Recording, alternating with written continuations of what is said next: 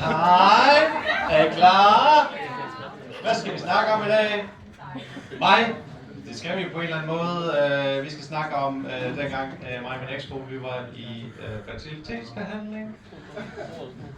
Ja. Nej, først så bliver jeg lige nødt til at fortælle noget, jeg oplevede i dag. Jeg havde sendt sådan en reel til en kammerat, og i den her reel, så er der sådan det er sådan en krigsfilm af en eller anden art, åbenbart, og så er der en, der ligesom sådan, han offer sig selv for hans soldater og venner, og der er sådan et stort monster, og så siger han, nej, bare bliv der, have et godt liv. Så vender han sig om mod det her monster, og så tager 2 håndgranater og klikker splitterne af, og så står han sådan, er klar. Og de er sådan, nej, lad være, og han står bare og venter på det der monster, og monster kommer hen, og så lige så drejer han bare rundt, klasker ham med halen, så han ryger op i væggen og eksploderer. Og ovenpå det, så står der bare, at det gør det bare endnu sjovere, at det var meningen, at det skulle være en alvorlig scene. Og det sender jeg så til ham, og så siger han, jamen, hvor kommer det fra? Så begynder jeg at kigge i kommentarerne og sådan noget, så jamen, jeg tror, det kommer fra noget King Kong, et eller andet. Jo, Kong Skull Island var det. Er det ikke en parodi? Så, siger han. Nej, jeg må lige tjekke den ekstra gang. Nej, den er god nok. Jeg filmede sådan en trailer fra YouTube, filmet og sendt til ham. Den er god nok. Jeg har aldrig set den film, men det kan jeg ikke huske. Det kan godt være, at jeg lige sådan her i weekenden skal have sådan et King Kong marathon. Og så kommer det lidt, så skriver han, det var ikke det, jeg mente. Ja, det var det. Du skal have et helt marathon med kok. Altså, det er bare hele weekenden, der skal gå med og se på Giant Cocks. Så kunne jeg ikke lade være med at lave regnstykket alligevel, fordi at gorillaer er store, det er de. Men deres tidsmand er dog kun 6 cm erigeret. Men King Kong, han er 66 gange større end en gorilla. Så det er 397 cm kok lige der. Så der er plads. Mig og min ekskone, vi skulle i fertilitetsbehandling.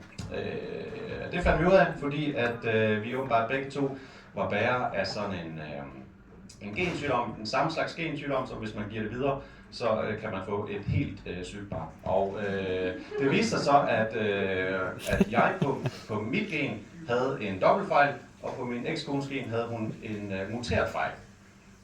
Sammen der kunne vi have lavet en eksmand.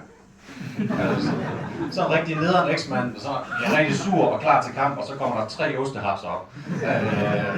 Eller Magneto, der bare kan styre metal, og så har han slem nikkelallergi. Dårlig eksmand. Men så det skulle vi i gang med, og det foregår så på den måde, at jeg skal ligesom til at starte med, skal lave en sædprøve. Så jeg skal til Skejby og aflevere altså på sygehuset. Det var ikke fordi, jeg bare rendte rundt og bankede på i Skejby. Har I en kop? Ja, det vil lige få lån. Det var inde på sygehuset. Og så det er så lidt mærkeligt det der med, at det er den måde, det skal foregå. Jeg tager alene afsted og onanerer i en kop, og så skal hun blive gravid, og sådan nogle gange får et barn sådan, hvordan kom jeg så til? Ja, det var vildt romantisk. Moren var slet ikke. Det var så dejligt.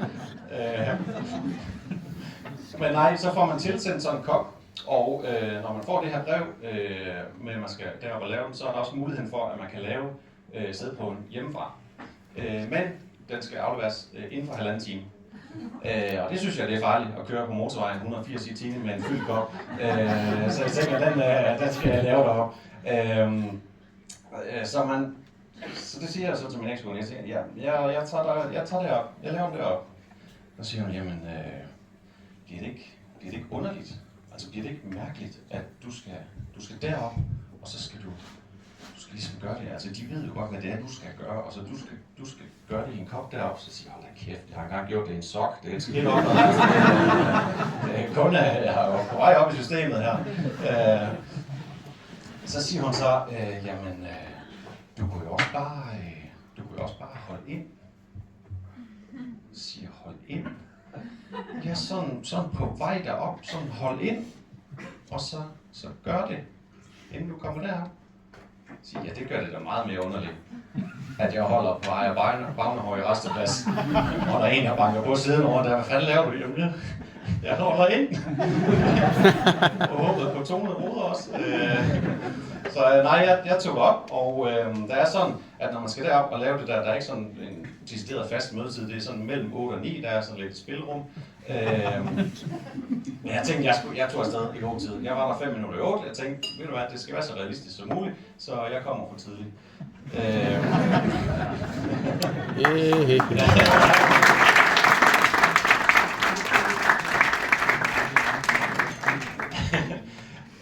Hvad det hedder, men det var ikke kun mig, der også normalt kommer for tidligt, fordi der var andre allerede. Så jeg skulle sidde i kø til et spiller. Så det er jo meget mærkeligt. Der var kun et par rum, og der var flere mænd, end der var det rum. Det var ikke sådan, så når man var færdig med lige løb ned ad gangen og high-five det alle sammen. Altså, det var ikke sådan, men så jeg sad der og ventede.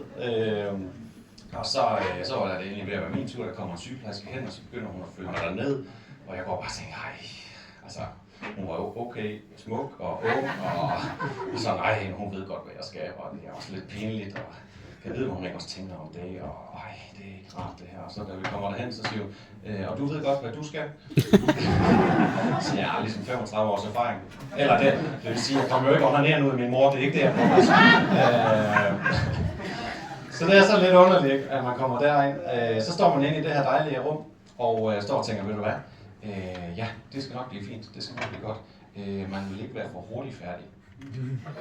Man vil ikke være, han er kinky, han er bare vild med at onanere i offentligheden.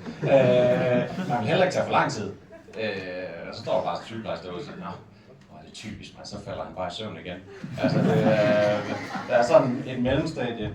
Men jeg synes, det var lidt underligt, så jeg kom ind i rummet, og det er sådan, ja, det er rum jo, og der er sådan en ligesom sådan en gammel jernreol, hvor der er gamle pornoblade på, altså nogle af dem der, hvor der stadig er behåring. Meget, meget behåring. Så var der M-blad. Jeg ved ikke, om de også havde unge folk, der skulle ind og have en anmeldelse af videospil, eller et eller andet. Der var sgu ikke så meget kommet. Så jeg ned i bunden af reolen, så var der sådan en dobbelt DVD. Jeg tænkte, okay, det bliver godt det her.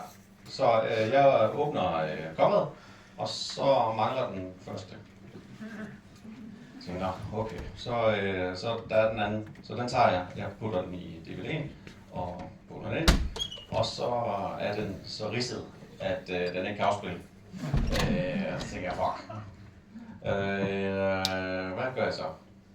Jamen, der var heller ikke noget wifi derinde. Der var ikke noget dækning.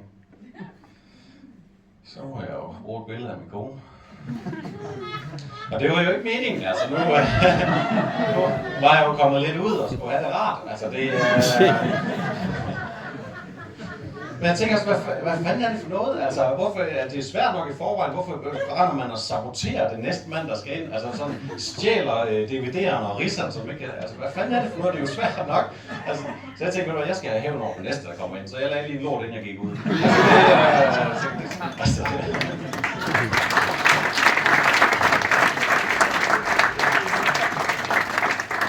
Man sgu da ikke. Altså, det er ligesom at stjæle proteserne for sådan en dobbelt benamputeret eller rollator ned foran afkanten. Altså ting, man bare ikke gør. Altså, det er fandme ikke i orden. Så, men det mærkelige var, at den her kop, det er sådan, den forholdsvis, altså det er ikke særlig stort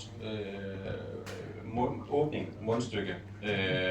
Sådan forholdsvis dyb, men ikke særligt. Det er sådan, mundstykket kunne godt have været større. Det er det, jeg prøver at sige. Og inden at man skal lave den her prøve, så må man heller ikke have haft udløsning i 3-5 dage. Så ja, det har du ikke prøvet før.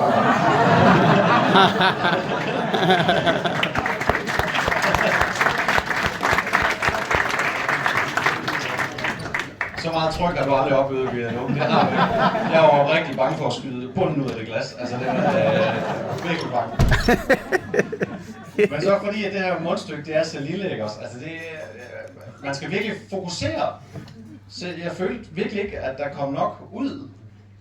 altså det var som om, nej, det var ikke bare full throttle, altså det var ikke, jeg følte mig ikke som man, der skal aflevere det der glas, der ikke var særlig fyldt. Jeg var lige over og sige, kan jeg få et nyt? Få en tur mere? Nej, men så bliver man jo ligesom færdig og kommer ud, og der blev jeg sgu skuffet alligevel, fordi jeg har også prøvet at donere blod. Og der får man sgu en juice og marcipanbrød og sådan noget. Der var ingenting.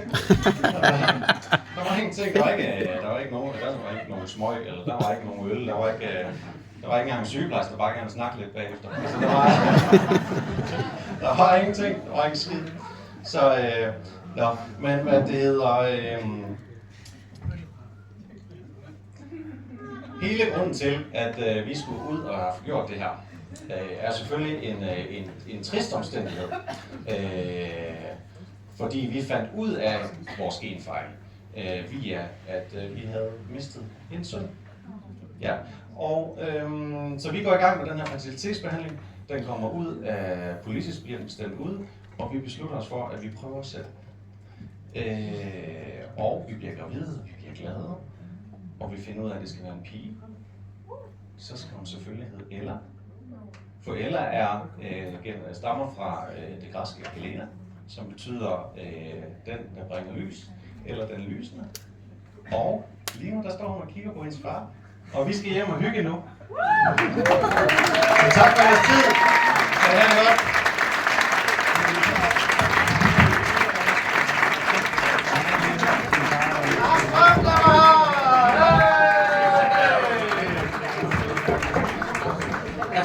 Jeg synes, det er vildt at snakke om fertilitetsbehandling på den måde, når han har taget sin sædeprøve med.